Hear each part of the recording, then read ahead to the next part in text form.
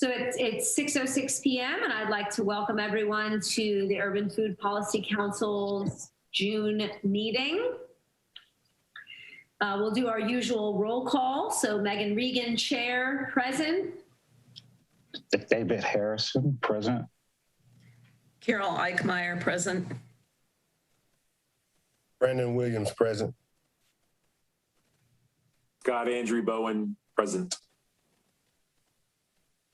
Wonderful. All right. So our agenda is a bit slim today. As a reminder, a couple important things. One, most interesting perhaps is we usually don't meet in July. We meet 10 times a year. And so typically July and December are those 2 months that we have a hiatus from meeting. But the other important item is during this time, I'm going to continue to kind of ask y'all if there's any agenda items or new project ideas that perhaps have come to you through your community engagements and relationships. So there, I think it was about a week ago, I had put that call out there. If at any point there's a topic or idea that you want on our agenda, please just pop me an email or a text and let me know, and let's get it put on our agenda and see if we can move it forward into new business. In terms of the adoption of the minutes, last month we did not have quorum. So there we do not have minutes from last month.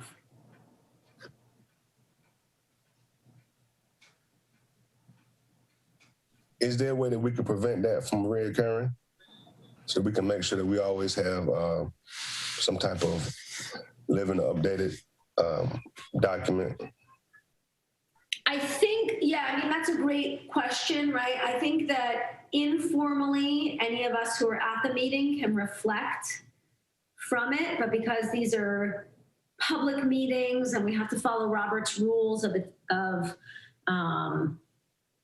Robert's rules, which require a quorum for an official business meeting, I think that we don't take minutes because those minutes become part of the official record.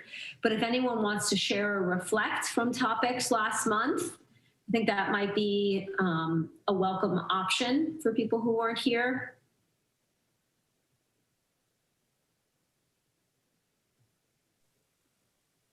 Good evening. Oh, go ahead. Hi, Michael. Hey, how you doing, Megan? Good. Will you just state your name and membership on the committee for the record, please? Yes, I'm Michael Banner, and I am a member of the Urban Food Policy Council. Thank you. Thank you. Yeah, I forget what's his name, Matt. I think Matt Myers or Mayers. I don't know how to pronounce his last name. He had attended our meeting last month, and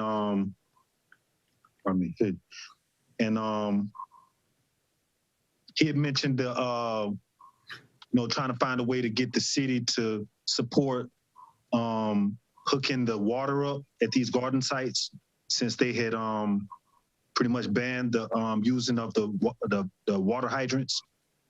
So I know there's a lot of technical things that were spoken of, but that's one thing we talked about last meeting. Yeah, Michael, that's correct. So what Michael's talking about is we had a community member who attended the food summit, join our meeting, who just wanted to put out there an opportunity for us to examine a change in policy. It used to be that certain urban farmers had access through request to getting water through fire hydrants.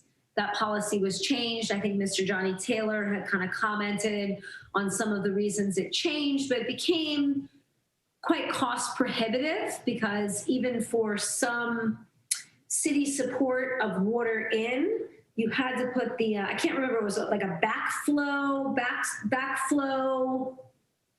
something, which was a couple $1,000s, required a plumber and a bit of investment, and that might really limit from a cost benefit or new farmer perspective some urban farmers' ability to even break even or start farming. Now, is this just solely for urban farmers, the restriction for water access? And I'm asking that simply because earlier this week, I've toured several gardens in the community, and all of the ones that I toured still had access to water vis-a-vis the fire hydrants. So I just want to see if that's something that's exclusive just to what we call quote unquote urban farms, or is that just something that's across the board, whether you be an urban farm or a community garden mentor or whatever the case may be, or community garden, excuse me, or whatever Yeah. it may be. My understanding, and Michael kind of chime in if I'm wrong, my understanding is private land or land that had been made available through the unused residential land. I can't remember the exact name of the policy that the land isn't available anymore, but these were more individual private pieces of land for farmers, not community gardens, public land spaces. Michael, well, Yeah, I think that's correct. Like you said, these are properties that were privately owned, but have been folded into this urban agricultural ordinance. And, you know, in the very beginning, they had the fire hydrants right there, and they allowed these so-called urban farms to be to use that water. But like he said, with concerns about, you know, the fire truck being able to pull up and use it if a house is burning down or something, they prohibited the use of that. And that left these urban farms, which I'm not even sure how many we have on record as official urban farms under that ordinance, that kept them from being able to employ that the water. So, like you said, you know, it's very hard to be able to keep up with $1,000 plus tab just to get water access. And I'm a person who has actually went through that. Had no water access, had to carry the water every day, every other day. And Matt had you know, suggested, you know, maybe writing something up as a council to where, you know, even with this you know, this new influx of money that the city has in, maybe making a call for these certain number of urban farms to be able to get access to this water. Do we have oh, I'm sorry. I think the last thing I was going to say, you know, I think it is, I wish Tiffany was here as well. I think it's worth looking at the difference between the urban agricultural ordinance and the Grow Winston ordinance, because I think it's a little discrepancy there. We're trying to figure out, it's a few of these sites in the community. Nice rabbit. There's a few sites in the community that have this water, but we're not sure exactly what their status is. Namely, Cherry Street, who was pretty much grandfathered in back then, and then more recently, Happy Hill Gardens. So definitely. yeah, and I think there kind of the conversation went into those backflow preventers. I wanted to look up what the name of it was. But that was the sort of cost prohibitive part. And I think Mr. Taylor kind of discussed how from a water, like city water public utility perspective, preventing that backflow preventer was really important in terms of keeping the sort of aggregate water safe, but it was cost prohibitive. And so I think another idea that Matt had discussed was perhaps looking at, could there be a grant or an opportunity for the city to subsidize or provide those backflow preventers in a similar spirit of providing access to water? Do we have an idea or approximation of what urban farms are deficient in terms of water access? Do we have like some type of number or figure? Like a cubic meter, like cubic. No, the amount of farms that are deficient of, you know, that are restricted from water. Do we have an idea of how many actual urban farms that are actually deficient of having access to water with the backflow system being attached to it? Because I know that's been a standard for a while in terms of having an urban farm, but I was just curious as to see, and do we have an idea of how many urban farms within the city or in that catchment area are actually deficient of this resource? Do we know? No, but that's something that we could look into collecting information on, perhaps through a survey, or looking at various zonages. If you're a residential small scale farmer, I'm not sure how we would know if someone was farming. But I think more the point Matt was making was when the city changed the way water was available, it was close to cost prohibitive for him. He was able to, I think he said like he knew a plumber or something like that, but it could run you a couple $1,000s. But no, I think that's a good question, Brandon, is figure out how many farmers do we have in our community facing that challenge. I was not on the last call, but I do want to go back to say, one, the conference was outstanding. I learned a whole lot.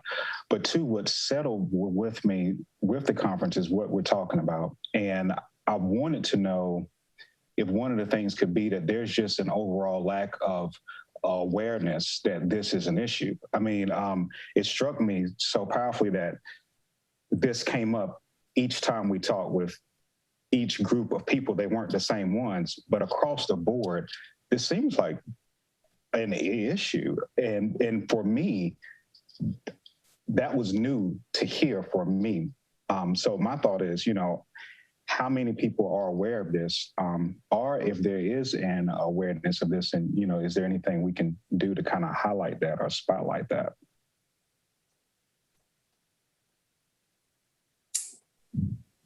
Yeah, I agree. That's a great observation.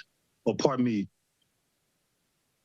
Yeah, that's, I know it's the same thing. Like I said, this really, really struck me because this is a situation that we had to deal with, all of last year and the year before, even being zoned in and trying to, really differentiate which program that we were in, city, the ordinance, or else the city of Winston's Grow Winston program.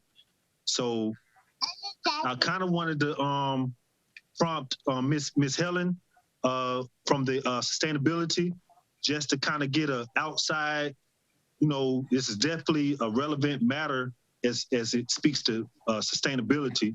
Just kind of get some thoughts on like how much us getting water in these spaces would support sustainability in the city. But I didn't say that to cut you off, Megan. I don't know if you want to say something beforehand. Okay. Great question. I do appreciate the interest in our sustainability work. And we do, definitely have some interest from our own sustainability committee around related issues, like the urban gardens and urban agriculture opportunities. So, around this specific issue, though, I am not as familiar with this issue or the background on it. So I don't really know that I can provide insight other than saying that, of course, we always appreciate, for sustainability reasons and beyond, the opportunity to provide that healthy food resource and opportunity for folks to get involved. But yeah, and I'll just say, from what I do understand from Tiffany and Mr. Taylor is that the discussions, at least to find some solutions, are happening, but that's really the extent of my knowledge there. And from anything beyond that, I would recommend just reaching back out to Tiffany once she's available again, back from vacation. So I hope that answered your question, but yeah, I would recommend reaching back out at a later date.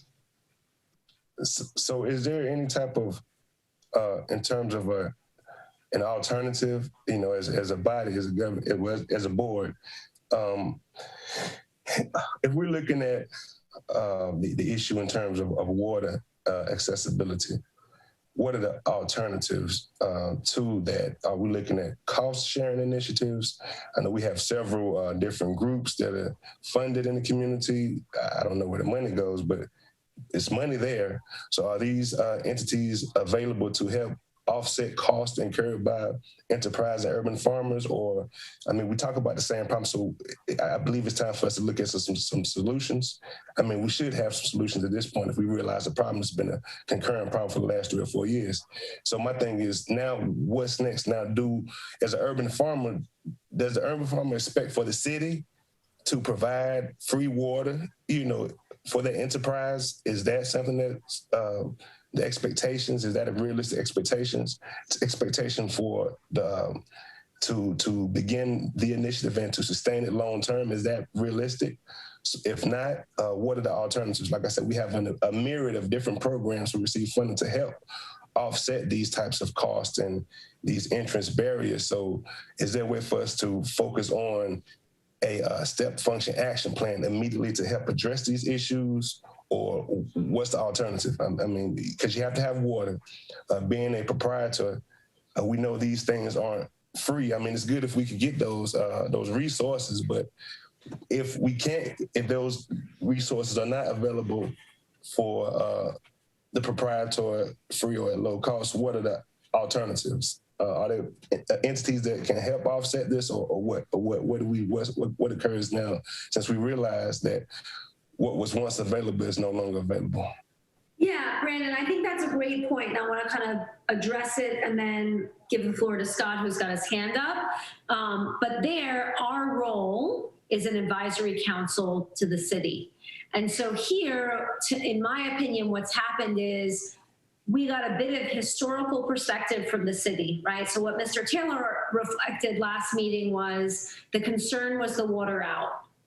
Requiring that backflow preventer was certain water security issues related to just getting the water in to provide the water for the farms, didn't address that risk of water that flowed back in to our city community aggregate water system. So that's kind of what the backflow preventer does, is keeps Absolutely. all of our city's water safe. So here, I think our role is collecting information and making recommendations. The city, to me, has already signaled they want to support farmers, and part of that limiting input cost is water, and they want to support it. But I'm not sure they always know some of the hidden consequences or impacts of changing a policy. They changed the policy, and were they aware of how cost prohibitive requiring the backflow preventer was? I'm not sure. So as a council, we would look at what are those appropriate recommendations. Is it subsidizing or providing a grant for the backflow preventer? Is it subsidizing the total water bill? I think the city's been clear is that they want to make it more cost benefit beneficial, because everyone wins when more food is grown in our city. But for us as a council, how do we collect that information, pass it to the city council to make recommendations on policies, whether that's requiring the backflow preventer was a inefficient or cost prohibitive policy, or whatever it might be that we come to pass as a council, is kind of how I see our role. So what do we have to do in order to make that a priority? That is indeed a priority. Yeah. So how soon can we look at creating a step function action plan to help remedy the problem? Typically, what we've done in the past as a council is formed a subcommittee. Okay. No, form a subcommittee. Huh? Well, I'm not saying we should or shouldn't. I'm saying, what have we historically done? Picked 2 or 3 people have volunteered to research more, bring it to the whole council, and decide what our recommendation is going to be to city council. That's typically been our process before. Perhaps we've got more ideas of what a better process has been, but in the past, that's been the process we've used. Thank you for your response. I would like to make a motion that we gather information on the number of urban farms there are in Winston-Salem and how many of them are having water issues. I agree. Before we second it, I want to ask my question first. How long ago did this policy change? That's my main question. Because I vaguely remember when we first started this committee that someone from the city came and talked about how they could rent or they could pay a fee to have water. So at what point did this policy change? And then I'll open the floor to motions. Michael, do you remember when it changed? I feel like it's been 2 years, 2 to 3 years.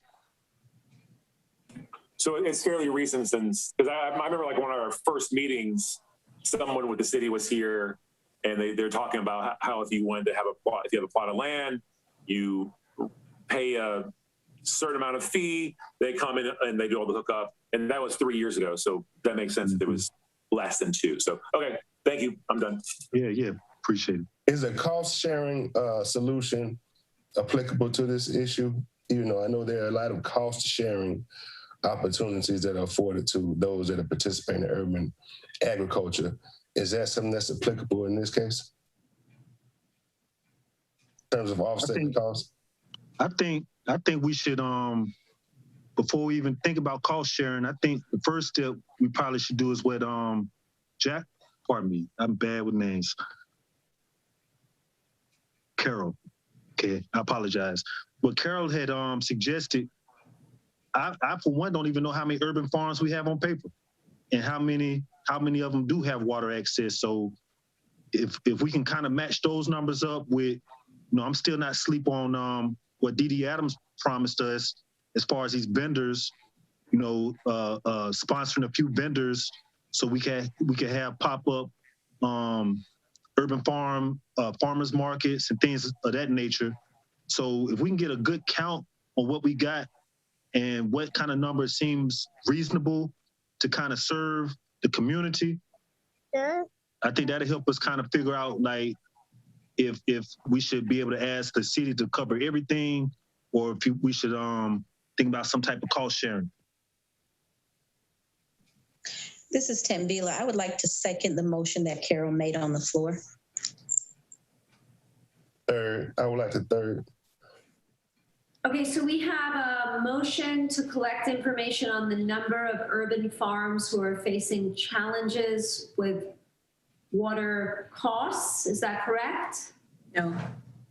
Will you repeat it, please? We need to have many urban farmers. We have to know how many urban farmers that are in existence first before we ascertain the problem. If we don't know who's being affected, we can't really realistically provide any type of solution or any type of remedy.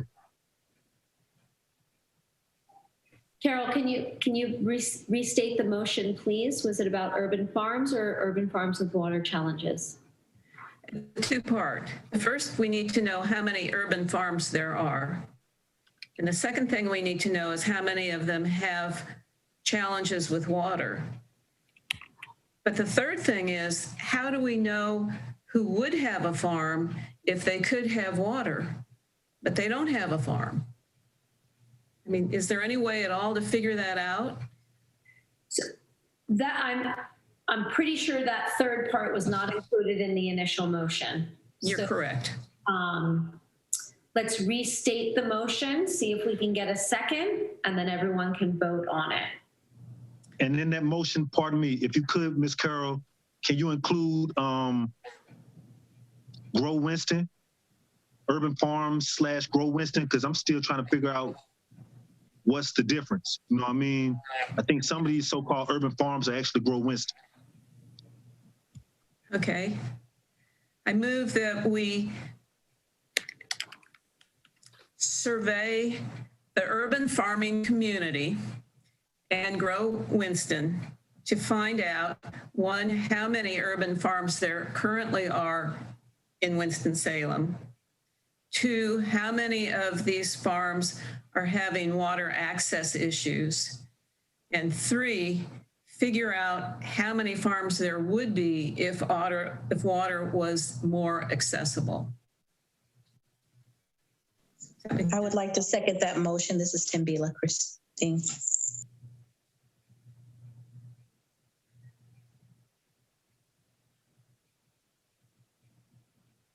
I think I typed out the motion for everyone to review. We have a motion that's been seconded on the table. Let's go around to our council members and vote. David Harrison, aye. Megan Regan, aye.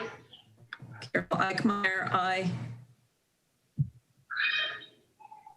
Michael Banner, aye.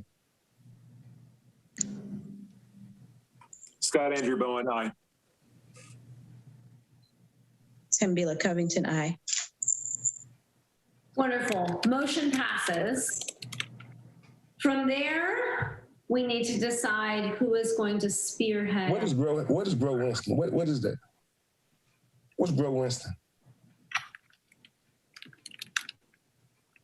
I mean, Michael, do you want to explain? does everyone know what Grow Winston is?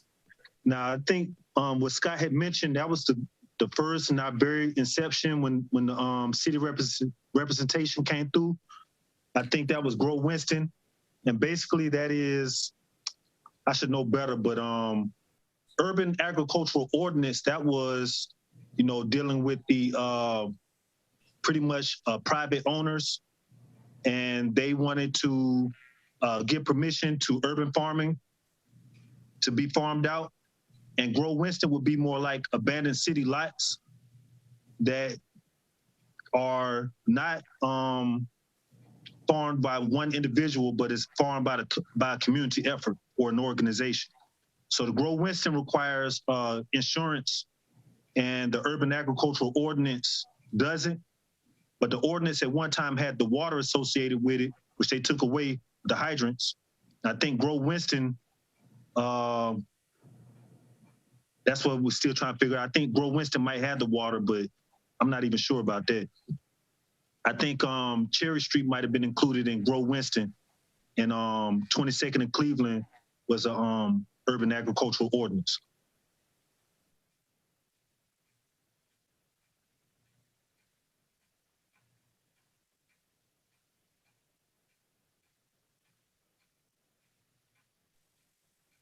So I don't know if that answers the question. I think Grow Winston might be in perpetuity as well. Like, I think once you got it, you can keep it for a while. And that urban agricultural ordinance, if I remember correctly, I think you have to renew it every year.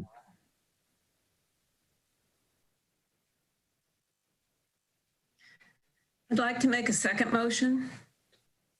I'd like to move that representatives of the Urban Food Policy Council attend the appropriate subcommittee of the City Council to explain the issue that we're having with water access. Otherwise, we're going to lose the whole growing season. So I'd like for them to be aware that this is a problem that they might be able to fix. So I know you're not supposed to do that, but that was the explanation of why I think we should have somebody go to the next meeting, because it is, after all, June. And if there's going to be a growing season that's effective, people got to have water.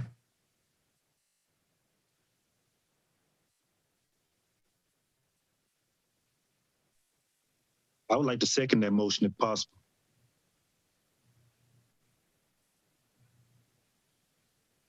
Okay, so there's a motion that's been seconded for council members to attend various city council meetings that are related to. Is that already something that's in effect? I'm sorry. I'm not sure what committee we, go ahead. I'm not sure either, and I'm not sure we have a good enough handle on the problem or the challenge or the last mile kind of gap to go in front of city council members yet. So I would also just remind you all that city council doesn't hold meetings in the month of July.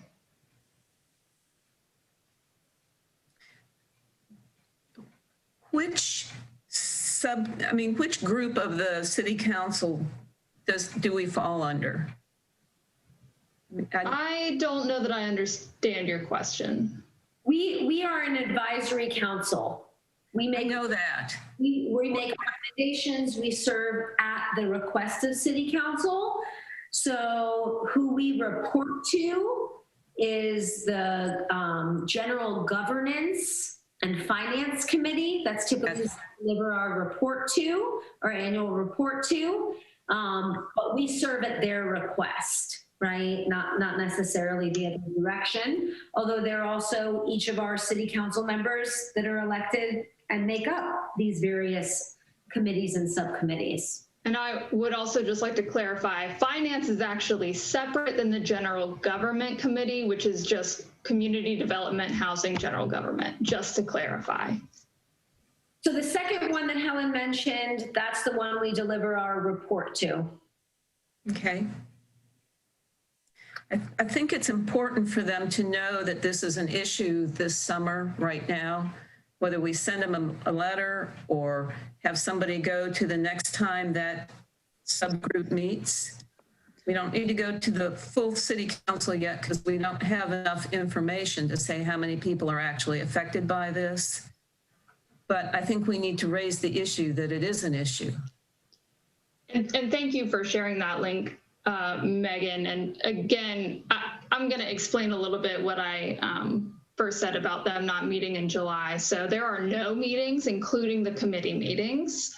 And the committee meetings, the way that those work and the way that you all would get on the agenda to be able to make comments, you would have to submit those by a certain deadline, which is usually the Wednesday before the committee meetings start for the month. So unfortunately, that does rule out these June meetings as well as July, again, because they don't meet. So just to put it out there, you would not be able to present until August.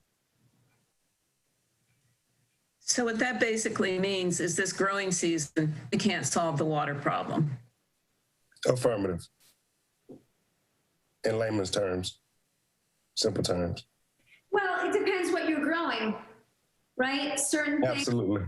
But during this season, as hot as it is, you need hydration. We passed the season where you can get by with having minimal hydration. The winter and the fall, you can kind of go without having that hydration presence. How do I know? Because I do it myself. This firsthand. But this season, you got to have water. If you haven't planted or planned for the hot season where you do need water inputs, it's already too late. Yeah, it's over. So August is close to too late for fall. You know, I mean, if you really look at kind of how long that planting horizon is between planting seeds and harvesting, August is tight for your last harvest of the year. But I do think in a way, I think it's a great idea, Carol. I think it's a great plan. Go in front of subcommittees, go in front of the full city council. I think we need to know that we have the research done, and that might take a bit of time. So I think our first step is to address the motion we passed. Who wants to head up, whether we want to call it a subcommittee or who wants to head up that project? We need to identify a leader or two, and then a couple of other folks who are going to be part of that data collection. And to me, that takes a while, right? As a researcher, to kind of develop the instrument in which you collect the information and then analyze the information. 2 months is awesome. That's a great fast turnaround time to get that data in front of city council or the subcommittee. I'm not sure we can do it in less than a couple of months. Now, I think Helen provided something that's very, very important to the discussion, and that can streamline our trajectory to a step function action plan from words to action. She said that the city has been informed just now. They're aware of the issues that's going on with the urban gardens and farms. So by them being aware of it, with that new information being privy to us, does that change our steps in terms of, if they're aware of it now what's the next step? Because what we were saying prior to what Helen was saying, that it was a consensus that they may not be aware of the deficiency, but now she's saying that they're aware of it. So now, since they're aware of it, as a committee, what do we do to make sure that awareness translates into some type of action? Yeah. Since they know now, we don't have to gear up and tell them because they know now. So now that they know what we do now, what's next? I think some of that is we need to accomplish the motion that passed, which is surveying the farming community in Grow Winston to find out how many urban farms are there, how many of those farms are having water issues, and how many may we have if water was more accessible. But then again, back to our main mission of our committee, which is we make recommendations. So Mr. Taylor definitely, and Ms. Olivia, definitely from last meeting after Matt's presentation, took that information and said, we now understand more that there's an issue, right? That change in policy caused some cost limitations. But I still think that unless we motion and pass another motion to not do what we just said we were gonna do, our next step is to kind of divvy up the work and see who's gonna spearhead and be part of the team that collects that data. I'm willing to spearhead that group or co-spearhead it. And I assume that the way that I would do this is get in touch with Tiffany and figure out what we already know and who might have that information, and then enlist help from some other people. Now, isn't there some type of registration to be an urban farmer? Don't you have to go through some type of application process? So if that's the case, because I was informed that was a one way to participate in that activity. So what I'm saying is if they've registered, it should be some type of database that contains those who have registered to be urban farmers. It's real easy, is what I'm saying, to kind of collect that data of how many people who have registered to be urban farmers, and to get that data and to create some type of, create from that data. Because you can't go in front of the city hall and they ask you how many urban farms. I don't know. We got to see. I'm not sure. And if they're asking what certain things are, we got to. So, it should be real easy to kind of access that data and analyze that information and compile it to see who is deficient exactly, not theoretically or any type of approximation, but what farmers, who exactly is being affected by this, get in contact with them and see what the needs are and kind of move forward from that aspect. Yeah, so I think someone who's kind of tried to get some data and been successful at getting data from the city, I would say yes, and sort of. It still takes time, right? So should there be a permit? There should be, right? Whether you're having a residential vending permit or trying to have mixed zoning for agriculture permits, there should be that permit and accessing the data, requesting the data. I think it's Donna Beck, who has been our liaison to provide data on permits. Turnaround time isn't super quick, right? It's making the connection, making a clear request. In the past, it's taken a couple of weeks to a couple of months to get that data. But also then from there, the other two parts of the motion, which are, do we have access to surveying those individuals who do have the permits, knowing the missing data, individuals pursuing the activity without the permits.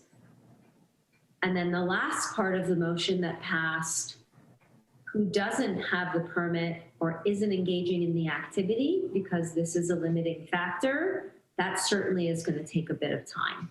I think Tembila has her hand up. I do.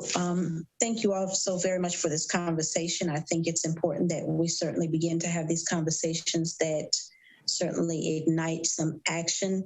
I think once Carol and the committee that works on this project begin to develop an outline of which details need to be considered in way of survey, I think we'll have a great plan to be able to accomplish those 3 points that are associated with the motion that has passed.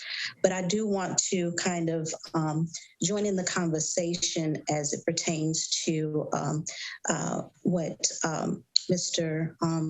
Williams was speaking of as it relates to the other things to address.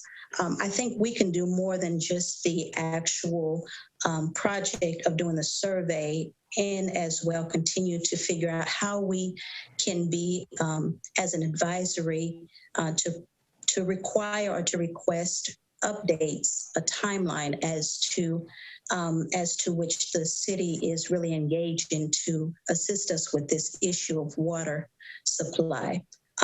This has been a long time knowing that it is needed.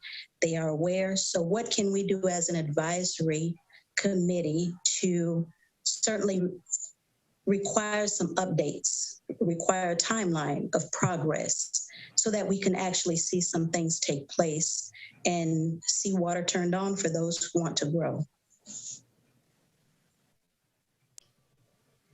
Also, if I may just interject, I don't know how many of you all have access to the chat, but in case you don't, I just wanted to let you know that there is interest as part of perhaps the research you are now planning on doing to identify what other water sources may be available to those urban farms beyond this source. So for instance, water barrels comes to mind, but just to let you know that that is something that there is interest in knowing as well. Yeah, I think that's real important, looking at all the alternatives that we have to add in with the typical, getting the backflow and getting the water connected. And also, I think it is important that we make, alliances with different committees who, agree with our approach, such as sustainability, utility, community development, and try to make a real case for, I think that third part is important, that we make a real case for the potential of growth with urban farming if the water was available to these different groups.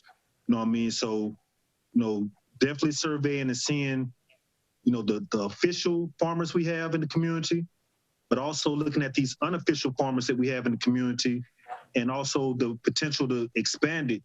And also, I'm not sure who's grandfathered in so-called with this Grow Winston, but what would be, since we're talking about something that's infrastructural, it's not going to really be a 1-year urban agricultural ordinance and you out of there. Like this going to be more, cemented into existence. So, just looking at, other things that we need to consider, like maybe community land trust or, something that could bind these gardens together, and knowing, so these communities know some years down the road, this space will still be preserved for growing food, if it's really a priority with the city. Mm-hmm. Yeah, and so just to kind of keep us on track, because this was summarizing last meeting and we still have to get to approving the minutes from April. What I see is Carol and Michael offering to lead the research data collection for the motion that passed. Are there any other council members who would like to join in collecting that data, collecting and analyzing the data so that we can be prepared to present it to the appropriate subcommittee and eventually city council? It seems like in the chat, Scott is offering to do something. You want to be de facto, or do you want to be part of an email thread, Scott? No, we were talking about talking with people with city council, but I was offering to reach out individually to people or people within the city, just say, hey, here's what we're working on. What are our options? What are some things that we can do moving forward? So not an official city council meeting, but like with the people that I might know, or setting meetings with people who work for the city. So okay. That's what I was offering. I'm not very good at data collecting. Okay, different track. So I am happy to help in the data analysis part or in designing how we collect the data. But I also agree with Scott in that I have a casual neighborly relationship with my city council member, and to bring the topic up and make sure informally that the topic has some awareness, right? To kind of signal that our council is going to bring this topic up. It's a limiting factor. It's something that makes all of our community better. I'm willing to kind of do some of that pounding in the pavement. So I'm happy to help develop the ways we collect or analyze the data, but in the actual data collection, I'm not sure, you know. Okay. I'm a team member, but I'm not a spearheader or a leader, right? So anyone else? Help with data collection, data analysis, making sure the topic is well understood. I don't mind assisting with a particular task. I do not want to necessarily be overall involved with the entire project, but if there are any tasks that are needed for me to do, I'm willing to do those. Excellent, excellent. Thank you, Tambila. Yeah, I mean, to me, something that comes to mind as, you know, the nerd economist that does collect and analyze data is farmers markets, various ways that farmers sell their products. There's a lot of farmers markets in our city and county, and we might need all of us to kind of spread out and disperse once we have that data collection instrument to go to a couple of these different markets and see if farmers will fill out a survey or informally answer some questions so that we get a good understanding on the average experience with water costs and the limitations that water access might be having. Yeah. So I could see that, Tambila, as one of those kind of, once we get there and need everybody to be part of it, role. For the record, I withdraw that other motion. Okay, wonderful. Seconded, and it just died, and that's fine. Yeah, it didn't get a second. I mean, it was a good idea, I think, in a way. Like, human resources are a bit limited, but our goals are all really altruistic and important for the betterment of our community. So I'm excited about this, right? I think that was a great motion that passed. I think we've got a few great folks that are going to lead it, and lots of us who want to be part of it, collecting that data, passing the information up. From there, let's get back to the really exciting stuff. Our next item on the agenda is approving the minutes from April. Does everyone have a copy of those minutes from April? It was a long time ago. If not, I can send them along, or if Helen gives me permission, I can screen share them. Tiffany sent out an email. I can accept the April minutes. Does everyone have access to the April minutes, and does anyone want to make a motion?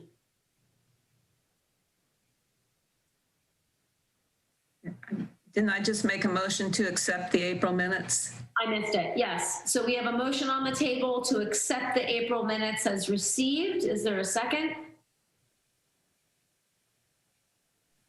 I second those minutes. Mr. Banner has seconded. Stating your name for the record, all in favor say aye. Megan Regan, aye. David Harrison, aye. Carol Eichmeyer, aye. Michael Banner, aye. Andrew Bowen, aye. Tambila Covington, aye. Brandon, are you still with us? Absolutely. Brandon Williams, aye. Wonderful. The April minutes are accepted as received. Next on our agenda is new business regarding the Liberty Street Market. Here, Tiffany is unfortunately unable to join us today. I'm not sure if, Helen, you had an update regarding the Liberty Street Market or not. I just sort of left it vague as city representative. I do not have any updates.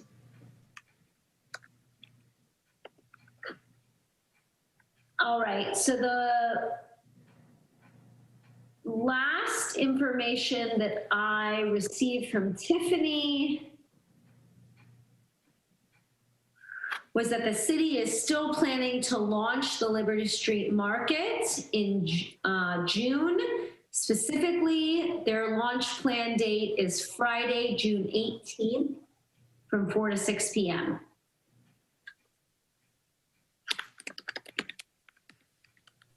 You said June 18th? June 18th from 4 to 6 p.m. It is a Friday. Next Friday, yeah. Correct, yeah. I'm not in town, unfortunately, but that's the information that Tiffany shared. I'm also out of town. Like I said, I'm going to camp next week. Cutting down logs. Yes. Are there any members of our council who might be available to just kind of attend and maybe send an informal bit of information to council members about the Liberty Street Market? You said what are you requesting? I put it in the chat. According to Tiffany, the city is planning the opening of the Liberty Street Market for the summer season, Friday, June, sorry, I just had a typo, June 18th from 4 to 6 p.m.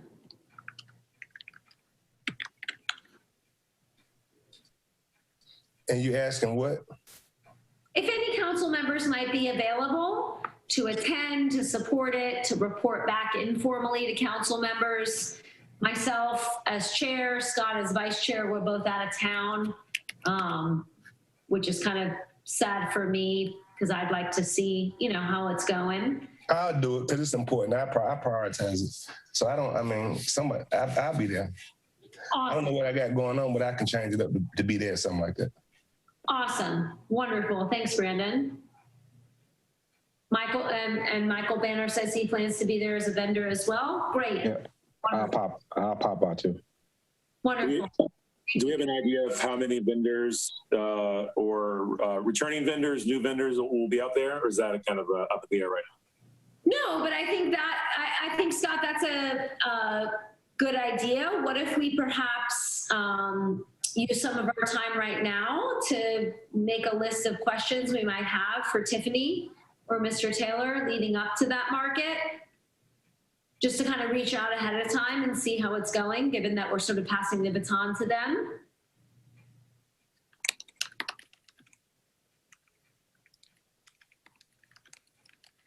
All right, so I motion that we develop a list of questions for the city about the launch of the Liberty Street Market, Friday, June 18th.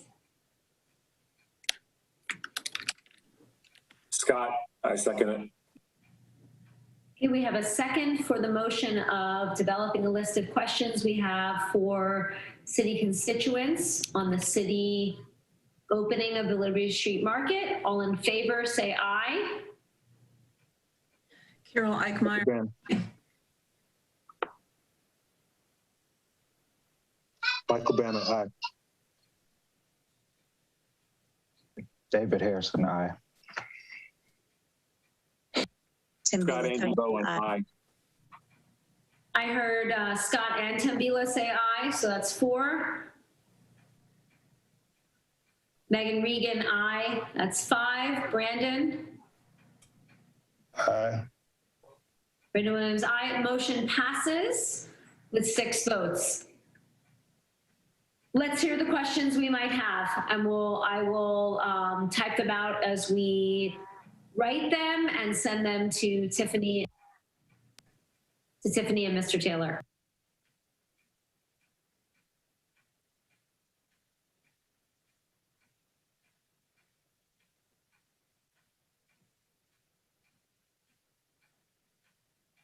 Now, these questions are structured around what are we trying to gain? What are we trying to obtain from the city council in terms of structuring these questions? Yeah, so I think here, not city council, just what is the launch going to look like, right? So for me, I'm interested to know how many vendors have they signed up and how have they reached out to make sure that vendors are aware of the opportunity. That like, to me, that would be a question I would throw out there to ask Mr. Taylor and Tiffany. Now, when you say Mr. Taylor, who is Mr. Taylor?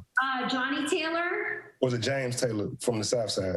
No, it's not. It's Johnny Taylor, who has, go ahead, Helen. He's the director of operations. So he oversees sanitation, my department, Tiffany, and some other groups. Yeah, it's Johnny Taylor, though. Yeah, separate from Councilmember Taylor. So we're supposed to be structuring the questions to ask him and Tiffany as a collective?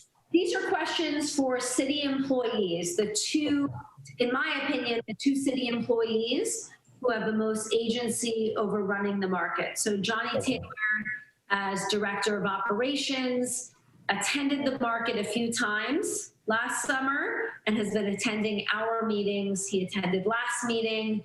I sort of provide, like, speaking for the city, speaking for his role. He is Tiffany's boss.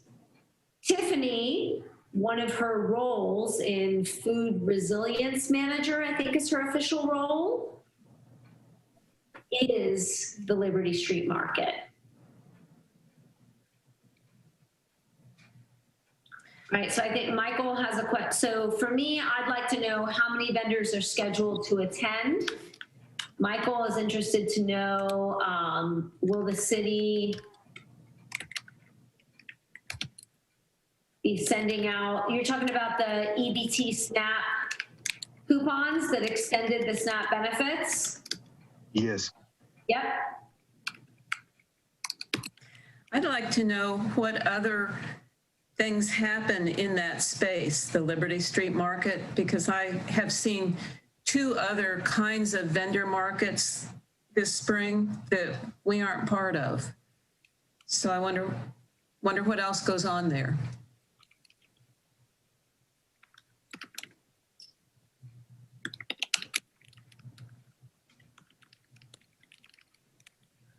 So there, Carol, let's see,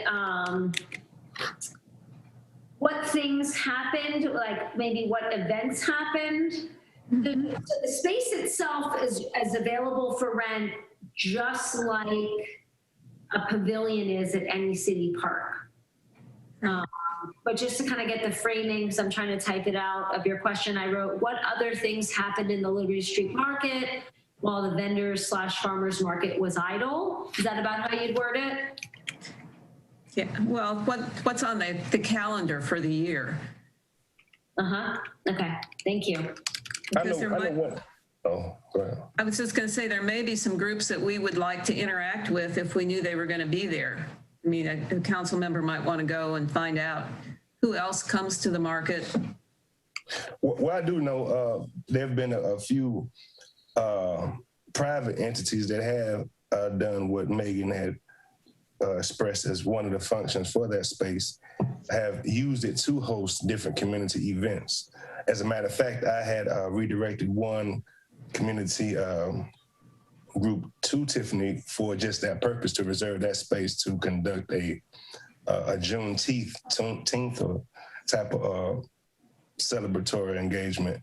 So to answer your question, based upon what I know, there are a few private entities that do use that and reserve that space to host different community events.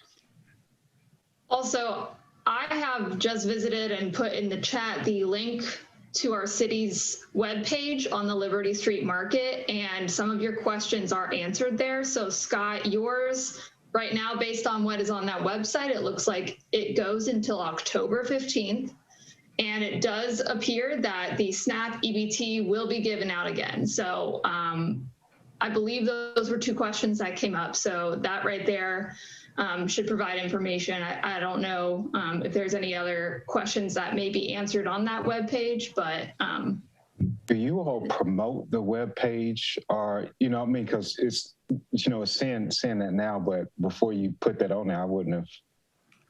Yeah, well, so I'll say, you know, we only, gosh, in the last year and a half, maybe 2 years now, got a new website. And so it is much more user-friendly, way easier to find this information. And what's new, only in the last few months actually, is that there are pages now dedicated more to Tiffany's work. So before it sent you just to that Think Orange website separately, but now there are also pages on the city's website about it. And a whole page now is dedicated to this Liberty Street Market.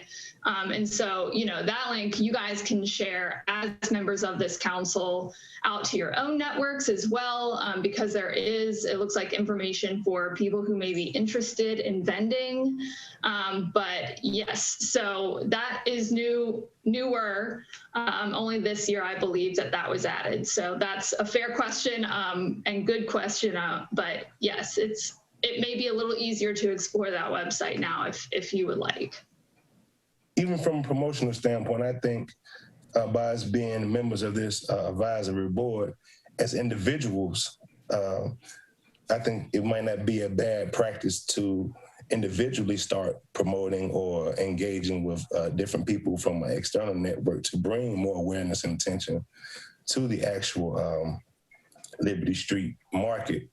You know, and I think that would kind of, if all of us, well, we have 9 people, if all of us were to tap into our respective networks to bring awareness and attention and to promote the availability, or to promote or to reinforce the usability of that Liberty Street Market, I think we would move forward in terms of seeing more presence there from a community aspect versus being more, you know, taking more of a wait and see approach, you know, towards getting those people in that area. Yeah, and I think there, Scott, I've got your couple questions from the chat. I think they're really important questions. And also in terms of what Helen offered, thank you. You know, I'm not sure we as a committee were aware of that website. It's a good website. To reflect on Scott's question, last summer the city increased the SNAP EBT dollars by 5. Which is significant, right? I mean, to go from 5 to 10 or 10 to 15 is a lot. But for me, kind of following the work of Freedom Farmers, Rachel White, as well as what's happening across our state with a lot of farmers markets that do double bucks. They match SNAP purchases dollar for dollar. I'd like to see the city get closer to that with their markets. So I think that might have kind of informed some of what Scott was asking about. In terms of COVID restrictions, I'll add that on as well, but I think given where we're at with the governor's mandates or relaxing expiration thereof, I'm not sure an outdoor space has any COVID requirements. But it's a good question for us to know ahead of time, because I think that was important that last year we provided that PPE.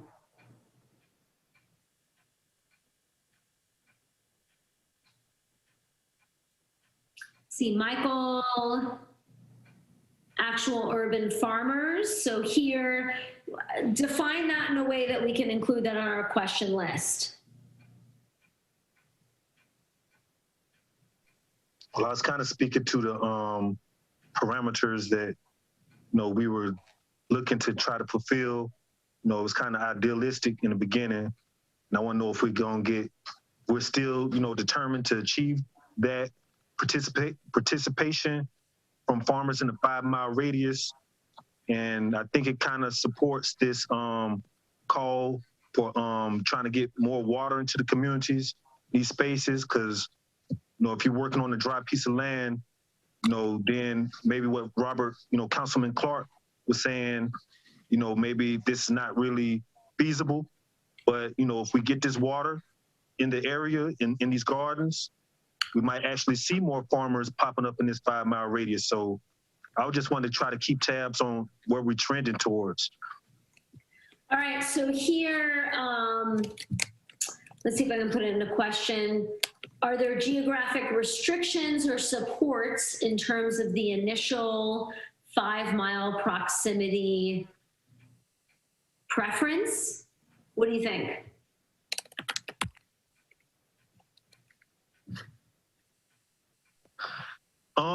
I think we should be sensitive to this water issue, but maybe if we had to stop, do a little stopgap measure to, keep the space filled, like we had to do last year, that's understandable. But I do think it kind of strengthens our case that we need water in these garden spaces. Mm-hmm. So I don't want to go into the market, just have 3 farmers there. So I think we should be sensitive towards. All right, so the way I kind of worded it, which again, give me feedback and help me edit it, are there geographic restrictions or supports in terms of the neighborhood 5-mile proximity preference for vendors?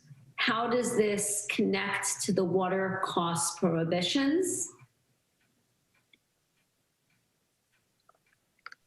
Yeah, I like that.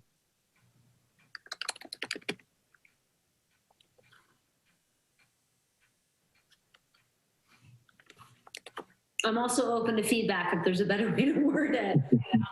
Kind of hard to say, but yeah. Yeah. I like that. And I mean, I understand what you're saying, which is kind of like, we designed it as prioritizing farmers that were producing as close as possible, right? It's a market for people who live in the area production-wise and people who live in the area consumption-wise. That's what makes us unique from all the other markets that are available in Forsyth County and Winston-Salem. How do we then connect it to water access or water, and really it's water costs. The water's there, it's just the cost limits the access. So if there's a better way to word it, tell me, or I'll kind of put it in the chat and anyone can comma slice it. Now, I don't know, I think my mute button has been on the whole time. So the farmers, now, are the farmers who are in attendance at the Liberty Street Market, do they have a water deficiency? Because most of the ones that I know who are in attendance, ironically, don't have a water issue. So would that be pertinent at that particular time, or should that be concentrated at a time where it's most effective in terms of conveying that message? I'm just asking, make sure my mute button is off. I don't think we have, but maybe 3 consistent farmers that I could think of that participated in the program, and 2 of them really wasn't within the 5-mile radius, but they're still of urban farming. But I think like was stated brief earlier, I think not having water definitely changes how water and transportation. Those are 2 main things that's really going to kind of impede the progress of urban farming and market activity. So by saying that, definitely ain't fill up those 2. We didn't fill up those 2 shelters. We could have filled them up maybe if we had water and transportation. Right. So what I was saying is, the farmers who participate at the vending at the Liberty Street Market, do they have a water deficiency? Yes, I had a water deficiency. I was one of the 3, and I think we would have had at least. Because I think Granville, I think they have a lake. They have water on site. Well, I don't think I know. I'm just making sure. They're technically out of the radius. Oh, okay. I digress. I mean, I think that they meet really important aspects of who should be vending at Liberty Street, but if we just look at strictly crow fly distance, they're out of the radius. I think they still belong there, but as you said, Brandon, they've got a whole lake. When I think of an urban farmer, the scale of the farm I think of isn't as large as they have. It's not as far outside of sort of that, like, to me, what I think of as urban deals with population density, the quantity of land per person, right? That's kind of how I think of it. Doesn't mean if you look up Webster or various definitions, but like urban farmer, to me, urban is population density, number of people per acre, hectare, square, however you think of it. And Granville has an amazing mission. I believe in them. They are great. But if you look at the scale of their land, quantity of their land, proximity to the city center, they're not quite within that. They're not within that 5-mile radius, which affords them a whole lake. Of course, that's great.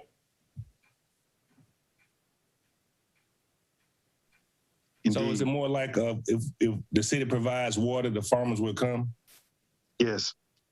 Okay. Yes. Even Cleveland Avenue, I don't even know what their water situation is. I don't know if Tambila might have more insight, but by them being, 25th Street, you talking about in the old urban farm place? The farm school lot? Yeah, 22nd in Cleveland, right? Yeah, they have water. I was there yesterday. They got water. So that'd be interesting how they got water when they were cut off from the water hydrant. So what, they got a spigot put out there? Now they have the hydrant, because I had got some water connected on and further down off of Gray Avenue myself a couple years ago. But they have the same system that we had over at Neil's place, just the module affixed to the hydrant, where you have the key to a primary key to cut it on and off, and then they still got that. Yeah, excuse me. They still got that. I thought that was being which prohibited. one? Which 25th Street has it. I saw it yesterday because we did a on-site visit, and they do have that. They have it. Okay. So I was under the impression that they had been barred from using that. Well, it might be, but they have it. I don't know. They have a different. It's a different entity who's over it. Excuse me. Right. Yeah, I think they had it. I don't know if they still have that. But unless they changed it last night, Okay, if they. Well, is that the case where you have to prove you have that backflow preventer? No, because it's not one there. So. And see, I don't even think you need a backflow preventer if you hooking right off the fire hydrant. But like I said, that's correct. Taylor was talking about last time, like they prohibited that. So even if they have it now, it might be something they might not have moving forward. So we're still gonna have to figure out how to get water into these spaces. And I think that's an important question, Michael, to kind of look at, which is like water security, right? The vulnerability. I have it now, but can I rely on it through the next couple of planting seasons? Because if you want to go into a risky business, it's not the market, it's farming. I put seeds in the ground and trust the water, trust the weather for like 4 to 6 months that everything's going to work out, and what I invested in pops up at harvest. No. All right, any other questions for Liberty Street? We've got 7 so far. The 7th was that geographic connected with water. Any other questions?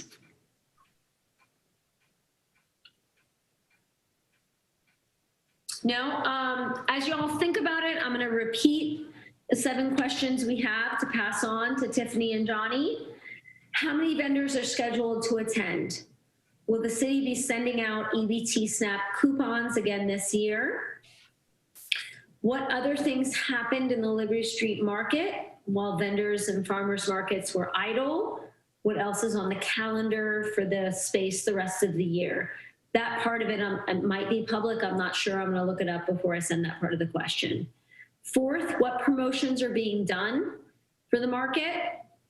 5th, what types of vendors will be allowed? Is there a regional requirement?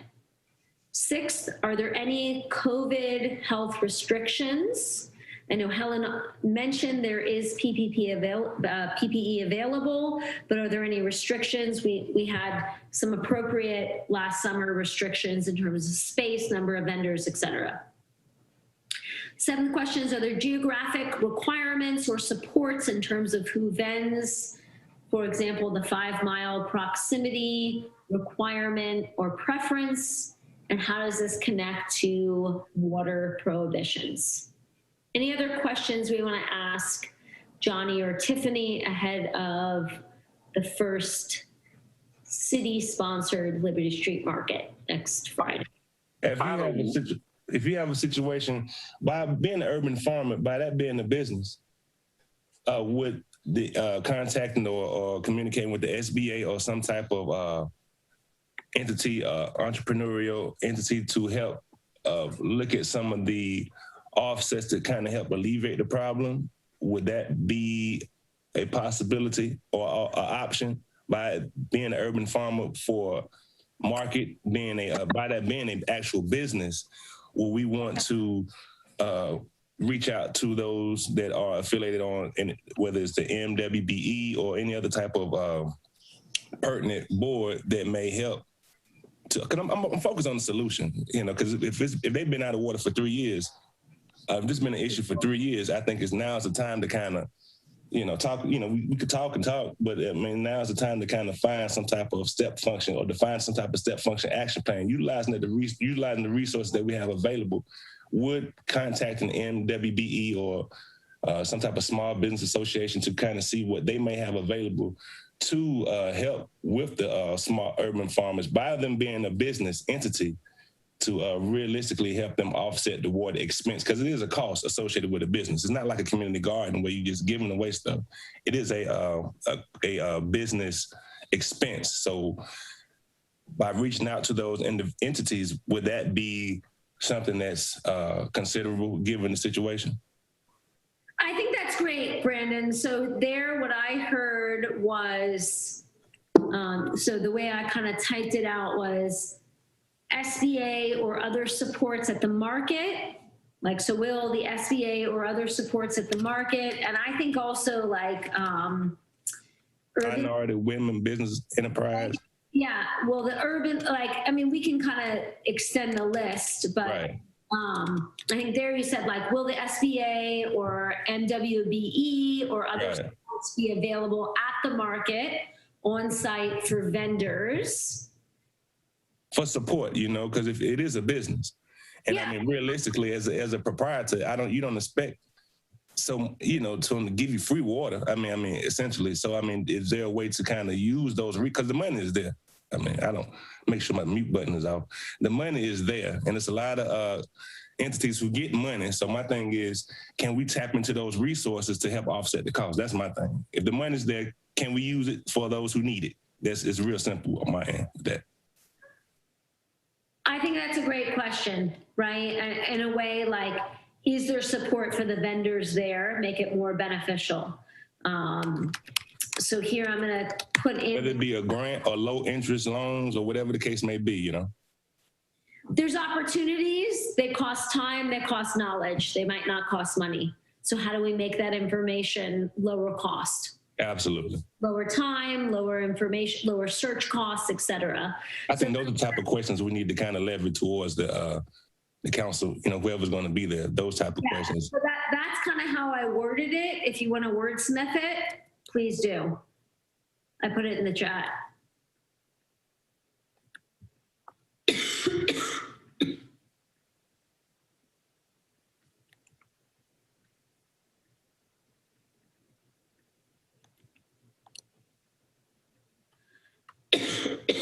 Any other questions? We've got 8 so far for Johnny and Tiffany regarding the first city-run Liberty Street Market.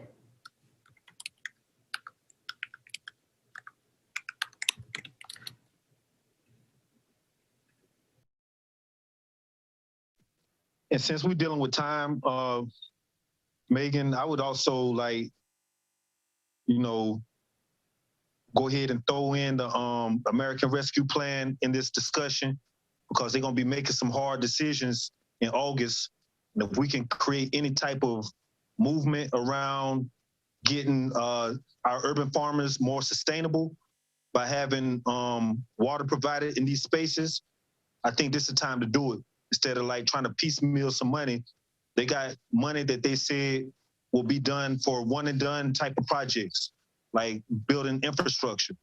So I would throw it right in there with that language about the farmers market, because it's not really fair or equitable to really put us in a position to fill up a space with a farmer's market.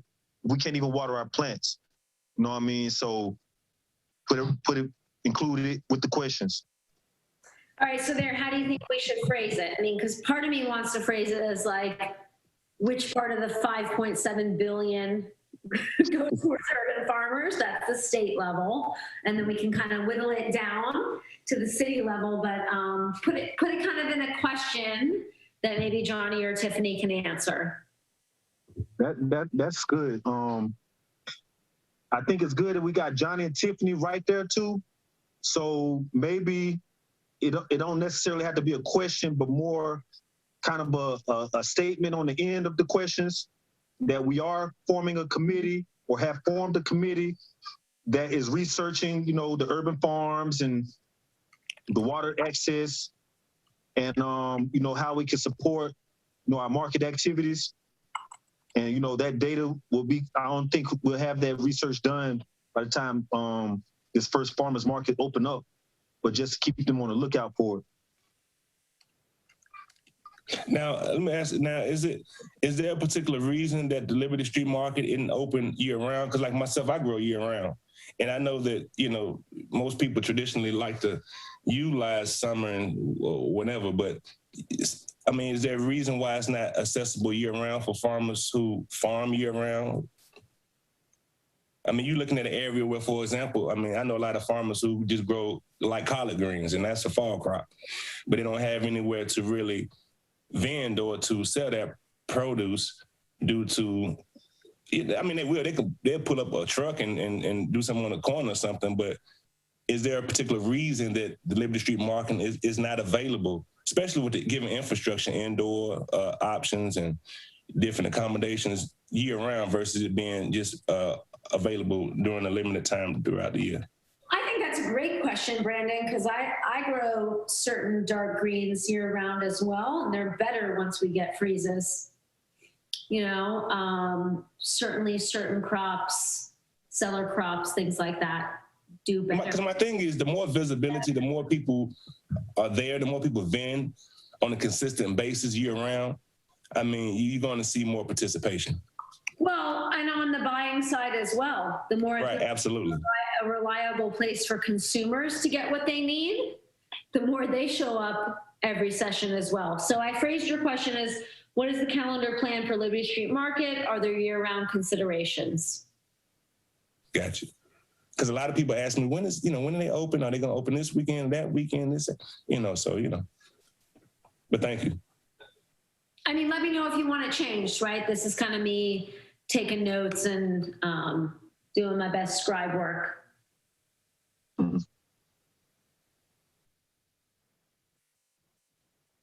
All right, so Michael, there, the feedback was water infrastructure in the American Rescue Plan, support urban farm sustainability. All right, so let's see how I can.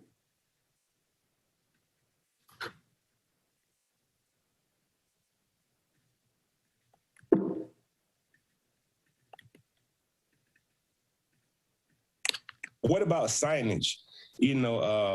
Is there some type of signage that can be put around the area to remind those that there is a actual Liberty Street Market that's available to vend at? Because a lot of times in that community, you might go by and they might just be giving away clothes and food, because that's what they do as well. They use it sometimes as a distribution hub. So some people may think it's just a distribution hub versus it being an actual living a market. So people in the community can, put signage or posts to kind of direct them or to inform them on what the Liberty Street Market is, or just making them or reminding them that it is there.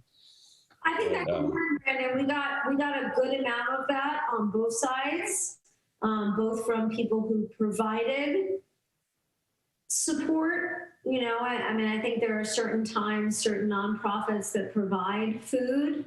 And we had in the beginning of the market some customers come by and surprised by a price greater than zero.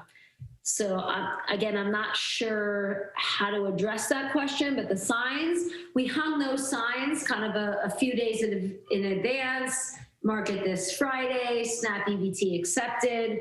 I don't know if that's good enough. I'm not sure. I think the physical signs at the location work better than things like social media, you know, because this is a pedestrian area. Like this is a place where we want local neighborhood customers. Right. We hung banners. We hung banners on Tuesdays and Wednesdays. Like even in strategic places, like on different corners and so forth, just redirecting the traffic, just making people aware, you know, when they walk by, you know, you're in the Liberty Street Market zone, or, you know, just bring that awareness to kind of keep that in the mind, so to speak, subconsciously almost to a degree, to let them know that you're in that area, that this is, you know, the Liberty Street Market is here, is thriving, it's always here, you know, just like most of your other farmers markets, you know, they're kind of there consistently. Like Colfax, for example, they're always open, you know, so just trying to find a way to kind of make sure that presence and that visibility is maintained and sustained throughout the year.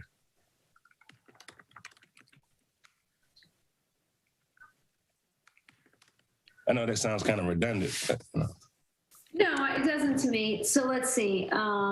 Here's how I worded it. Again, edit it. Tell me how to word it better.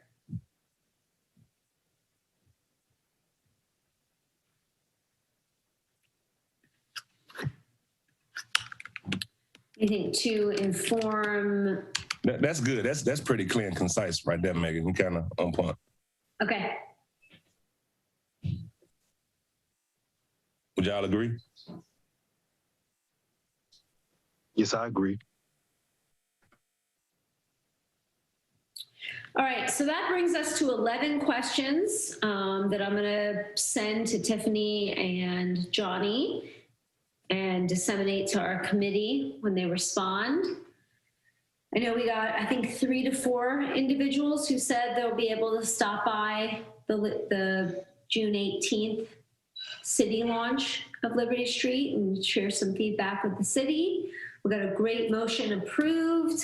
And at 7:33, I want to kind of just scan the council and see if there's any other announcements or items for business before we close our meeting.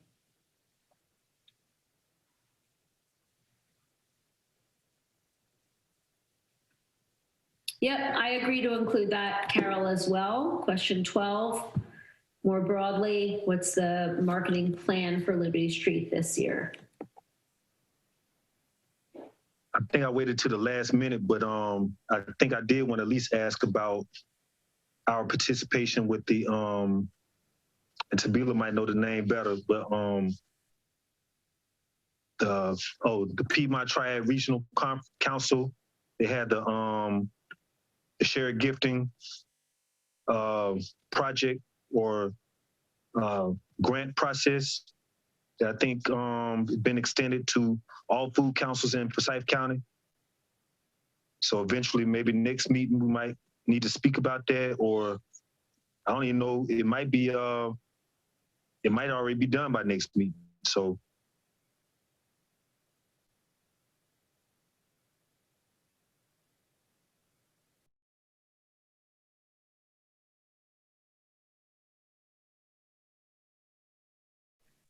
I can look back through the information I got from Ginny. If there might have been an opportunity, I'm not sure. I'm not aware of it right now. Anyone else? I do know PCR, Piedmont Triad Region. They do have, I'm not sure specifically what funding they do have available, but I do serve in an advisory capacity for CDC, and they do have quite a bit of funding for proprietary endeavors, you know, so I don't know which in particular you're referring to, Mike, but they do have a lot of funding opportunities that are available now, and they have a lot that are coming up here shortly. Well, I know they had a shared gifting project that's supposed to be current. Actually, our neighborhood food council applied for it, and I don't remember the dates right now that, the full councils will be coming together. But I know this is the same group that pretty much funded the re-jump off of the relaunch of the food council. So I don't know if they're going to be doing a follow-up funding or if any discussions have been made about that.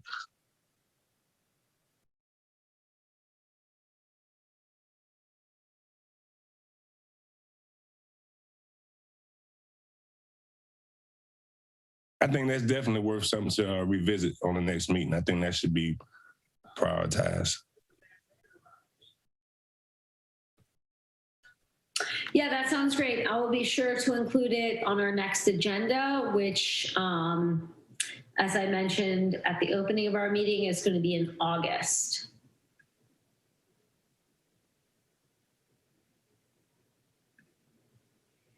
Any other closing remarks or announcements or thoughts from today? Is there a way, August is a long time, and I understand, is there a way we can have some type of informal, because, a lot can happen between now and August, and if that funding, if that opportunity is available, it seems like the sooner everyone is privy to it, the sooner we can kind of, act in terms of, accessing that or redirecting it to those who may be in need of such opportunities. So is there any type of way that we can reconvene or some type of communication to occur to make us aware of the availability of this information or these resources before August?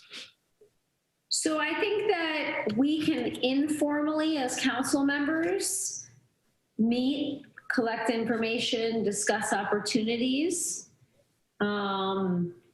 I think if we go through the public city channels, we're not supposed to include everyone as a direct email, but you can roll it. It would need to just be fewer than quorum.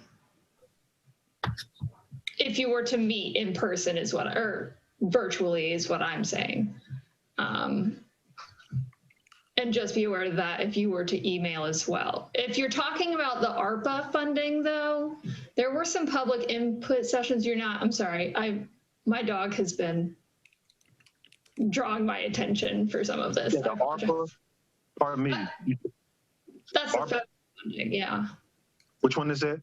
Oh, you're talking about the American Rescue? Yeah, is that not the funding you're talking about? That's what you were talking about earlier. Yeah, I was talking about that earlier, but this time I was talking about. I apologize. Oh, you're fine. Okay, yeah, sorry. I'm definitely interested in ARPA though, because I watched you all's meeting too, the sustainability. And I seen where, you were gearing, because I know sustainability was one of the main items that they were speaking of. So that's kind of why, I thought we might be able to collab with you or, craft something together. But I was talking about the PTRC on this last time. No, you're fine. Yeah, we can informally gather at 4 or fewer, meaning email 4 or fewer, reach out one-on-one, happen to hop upon each other, but we can't have a formal meeting with quorum or greater. But we can certainly connect, discuss, and plan at less than quorum, which for us right now is 5. So if anyone wants to kind of think of those ideas and share them 1-on-1, 2-on-1, 3-on-1, 4-on-1, just not 5-on-1, use your good friend BCC and just kind of say, I'm going to be here talking about this issue. And as long as we have less than 5, we're within our rules. And that stuff we can pretty much run by Tiffany as well, right? And she can kind of. We can. We just can't have more than 5 of us in a planned gathering, okay, according to the rules.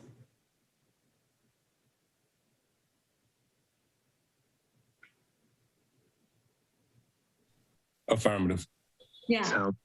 So reach out one-on-one, kind of reach out one-on-one and see who wants to happen upon a conversation, a meeting, a discussion. And we can go from there and certainly not let these next 2 months be idle, right? Yeah. Mm-hmm. Carol?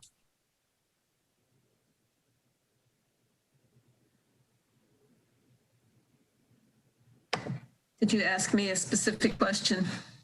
I thought you wanted to say something. Okay. In my world, there's going to be plenty going on for this council in the next 8 weeks. So we will have information by August, perhaps sooner. Wonderful. Well, I look forward to that, right? So Carol and Michael are spearheading with myself and a couple others of us on the research, analysis, and collection teams towards those water aspects. Certainly many of us will be involved as individual council members on the city's launch of the Liberty Street Market. And we'll all stay in touch on a one-on-one or a BCC basis. So with that being said, would you, Carol and Michael, be willing to add that element to that analysis as far as that funding opportunity? Would that be something that could be added to that agenda as well? Below quorum. That listen, build, eat? Yes. It would have to be a new motion. Oh, okay. Now I was just saying, since y'all were meeting anyway, I was just trying to be as efficient as possible, But, okay. I think informally, it's good information to consider. Formally, you could motion to include that Piedmont Triad Regional Council's shared gifting program. Yeah, I motion to add that PTRC gifting program to the research and analytical initiative. Okay, is there a second? I do think we missed the deadline, so I was really just mentioning it, as an afterthought to see if we had been engaged in that process. But yeah, because like I said, we already submitted our grant, and I think they're about to start distribution. Nah, it's a process they do. It's like shared gifting, so like all the groups gonna come together and talk about it, and form the actual RFP. But I was saying that they funded us last year, so I didn't know if any more conversation that came from Jenny about that. Yeah, not to kind of like poo-poo on it, but I just skimmed the application. It says May 20th. But there, Brandon, you could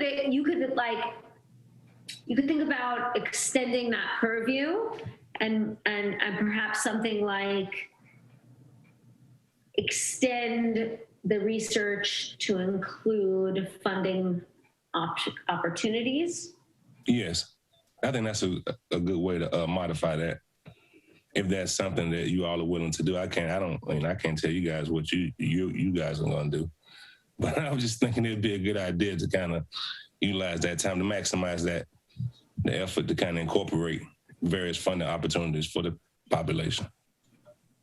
I'm with that, but speaking personally, now I don't know about Carol, but I'm really going to be putting pressure on the city and the county to provide that funding straight out of the ARPA funds, because they got more than enough. It's something that's going to be infrastructural, so that's why I want to put a lot of pressure on, and we're committed. So yes, I don't know exactly what kind of motion you wanted to put for, but that's where my energy is going to be directed. I think, Brandon, it's an important topic. Make sure that local small-scale farmers, local within city limit farmers are aware of funding opportunities, but perhaps in the purview of channeling information and access to city council decision makers, policymakers, that might be a different scope of research. That's kind of my thought. Okay. All right. Doesn't mean it's right. It just means it's my perspective on it, So I think Carol and Michael's project is sort of like gather the data that the city needs to make more effective policy decisions in terms of the water stopgap. And your perspective is make sure individual producers know all of the opportunities for funding and support that are available. One's bottom up, one's top down. Here's what we can do, though. When there are conversations with either stakeholders or providers or something like that, we can ask additional questions about funding.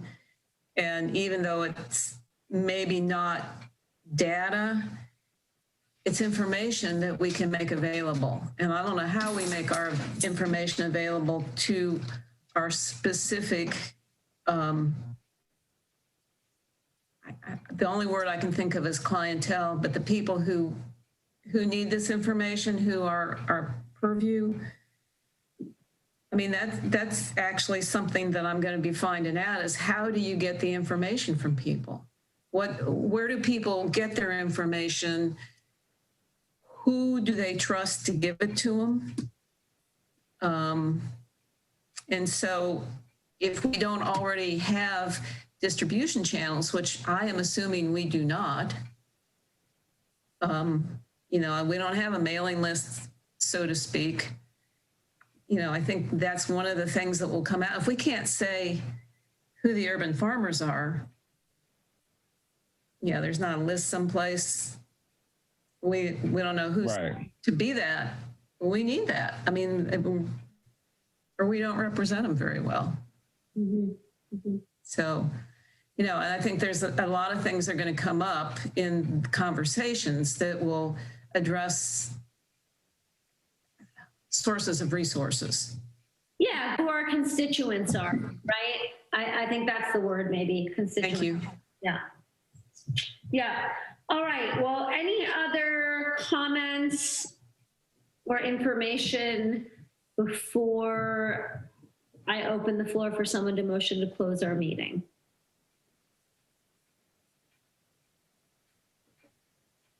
Which has been really productive, really great. This is a great meeting, y'all. Okay. I motion to adjourn. Second. Second, all in favor, say aye. Michael Banner, aye. Earl Eichmeyer, aye.